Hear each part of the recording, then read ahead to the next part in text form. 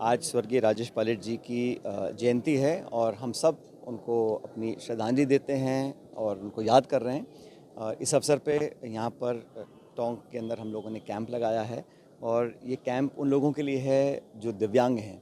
और मुझे खुशी है कि यहाँ सैकड़ों लोगों को जो जयपुर फुट है वो हम लगा पाएंगे, उनको व्हीलचेयर दे पाएंगे।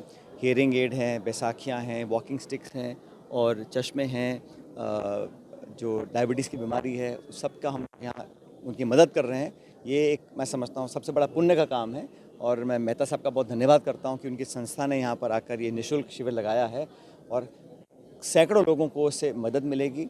वो लोग जिनके शरीर के अंग नहीं हैं, जो चल नहीं पाते हैं, जो विकलांग हैं या दिव्यांग हैं, उन लोगों की मदद करना, उनके जीवन को पूरी तरह बदलना मैं समझता हूँ बहुत नेक काम है। तो मुझे खुशी है कि इस काम को हम यहाँ अंजाम दे पाएंगे। और मेहता साहब ने पूरे देश और विदेशों में भी ये जयपुर फुट बहुत फेमस हुआ है और चाहे यूरोप हो, अमेरिका हो, इस प्रकार का फुट अभी तक कोई उसका आविष्कार नहीं कर पाया। आप सबने खुद देखा, जिस व्यक्ति के दोनों पैर नहीं थे, आज उसको जयपुर फुट लगाया, वो दौड़ रहा है, उठ बैठ पा रहा है, चौकड़ी मार के बैठ सकता है। तो ये सब उसके जीवन को पूरी तरह तब्दील करने वाला एक वाक्य है। तो मुझे खुशी है कि यहाँ टोंक में हम लोगों को मदद कर पाएंगे।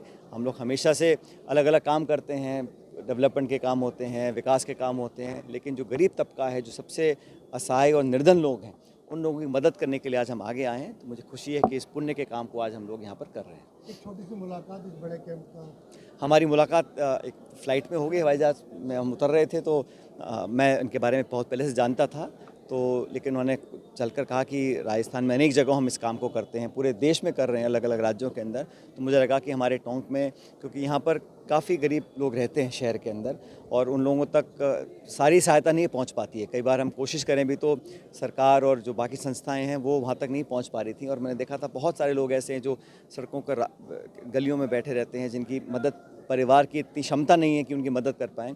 तो वो मुलाकात के बाद ये तय किया गया कि इसको हमें करना चाहिए। 2-3 महीने पहले की बात है और ये दिन भी आज शुभ अवसर है, स्वर्गीय पायलट साहब जी की जयंती है और इससे बड़ा नेक काम मैं समझता हूँ हम लोग नहीं कर पाते यहाँ पर। कोई एक ऐसा मोमेंट जो पायलट साहब का आपको बहुत ज़्यादा याद रहता हो, याद आता हो बचपन का?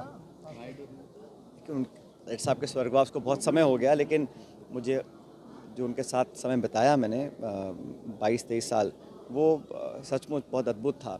और क्योंकि वो एयरफोर्स की पृष्ठभूमि से थे, तो अधिकांश जो हमारे पारिवारिक मित्र थे वो सब एयरफोर्स या आर्मी बैकग्राउंड के थे। और उन्होंने अपने उन मित्रों को जो गांव में पढ़े थे साथ में या एयरफोर्स में काम किए थे, उनको हमेशा अपना बहुत करीबी माना। और मैंने देखा, जैसा मैंने पहले भी कहा, कि अक्सर जो इंसान जीवन में कुछ सफल हो जाता है, सफलता हासिल कर लेता है, तो वो उन लोगों से जुदा हो जाता है जो शुरुआत में उसके साथ ही रहे।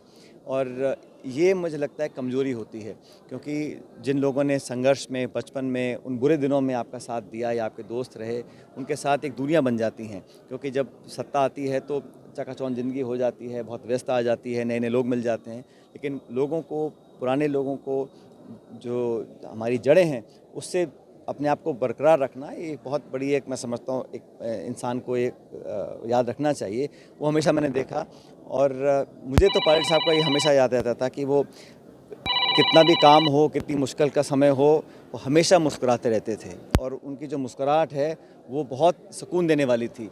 मुझे लोग अक्सर कहते हैं मैं कम मुस्कुराता हूँ, लेकिन वो बहुत मुस्कुराते थे। और उनकी मुस्कुराहट, और हमेशा हर मुश्किल को, हर कठिनाई को, हर टेंशन को मुस्कुराकर सामना करते थे। और मैं समझता हूँ ये एक ऐसा गुण है जो उनको बाकी लोगों से अलग करता था। बचपन में कभी तो कड़क रहे होंगे आपको? बहुत कम।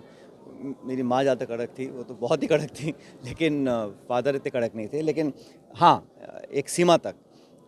बचपन में हम जब बड़े होते थे स्कूल कॉलेज में, तो जब आम बच्चे जो हम सब शरारतें करते थे, तो बहुत कुछ टॉलरेट करते थे एक सीमा तक। और हमें पता था कि वो सीमा हमें क्रॉस नहीं करनी है, वहाँ के नीचे नीचे रहो तो सब ठीक है। इन दिनों जयपुर में 2 विधायक आमने सामने, विधायक अमीन खागी और विधायक वाल्मीकि तांडे। देखिए, ये जो इशू है, हर चीज़ में राजनीति लाना गलत है। जो सही है वो सही है, और जो भी इशू है उसको कानून और जो व्यवस्था है उसके आधार पे करा जाना चाहिए। सत्ता में कोई लोग हों, उसका दुरुपयोग करें या किसी को प्रताड़ित करें, ये सही नहीं है।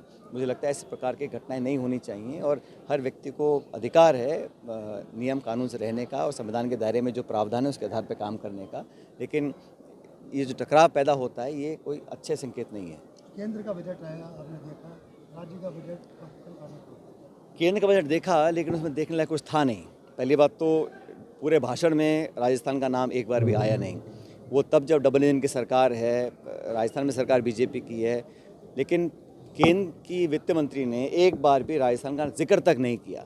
अब विशेष राज्य का दर्जा भूल जाइए, परियोजना भूल जाइए, लेकिन जो केंद्रीय बजट था उसमें पहली बार ग्रामीण विकास मंत्रालय में लगभग 40,000 करोड़ का कटाई हुई है, उसमें कम पैसा दिया गया है। और पिछले बजट की जो घोषणा थी उनको पूरा नहीं किया गया। आज भी नरेगा को जिस तरह समाप्त करने की ओर ये जा रहे हैं, ये अच्छा संकेत नहीं है। ग्रामीणों के लिए जो हम लोगों ने योजना बनाई थी उसको नीतिगत तरीके से समाप्त कर रहे हैं। और केंद्र के बजट में सिर्फ सपने दिखाए गए ना, उसमें प्रावधान कहाँ है? आप स्कीम अनाउंस कर दीजिए, बजट नहीं दीजिएगा तो क्या होगा? और राजस्थान के संदर्भ में कहना चाहता हूँ कि एक भी ऐसी कोई बड़ी घोषणा, बड़ी परियोजना या बजट का आवंटन केंद्र सरकार ने नहीं किया।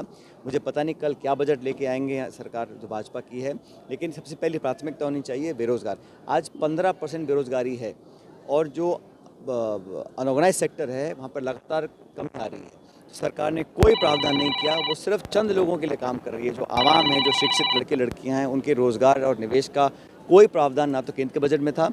और मुझे उम्मीद है कल सरकार को सबक ले कि राजस्थान के नौजवानों के लिए यहाँ कुछ ऐसी घोषणा करे जो पहले तोती घोषणा की थी, 4 लाख रोजगार की घोषणा करी थी, कहाँ पूरा हुआ?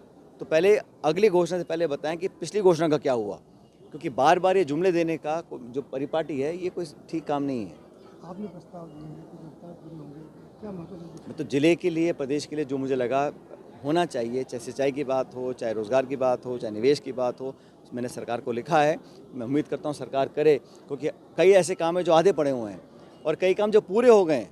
6 महीने से टोंक के अंदर पुल हमारा तैयार है, हमारा मेडिकल वाला इंस्टीट्यूट तैयार है, हमारा फूड पार्क तैयार है। उसको सरकार औपचारिक रूप से चालू करने की पता नहीं क्यों मंशा नहीं है उनकी, क्योंकि ये काम सरकार कांग्रेस ने किए थे।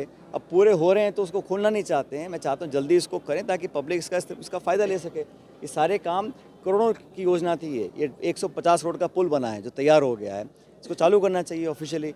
लोग उसका इस्तेमाल कर रहे हैं, लेकिन सरकार इसको चालू नहीं करी। मैंने प्रशासन को भी कहा है, राज्य सरकार को भी कहा है कि बिना वजह इसमें विलम्ब ना लाएं ताकि लोगों को मदद मिल सके जो हमने परियोजना बनाई है। ये आपने अपने स्पीच में कहा कि जड़ें जिसकी जितनी मजबूत होती है वो दरख्त उतनी ऊंचाई पे जाता है। हाँ, तो लगता है कि राजेश पायलट साहब ने आपकी जड़ों को तो मजबूत किया है, तो अब हर आपका हर दर्द कितना ऊंचा इंसान जाना है? हर इंसान की राजनीति अलग होती है।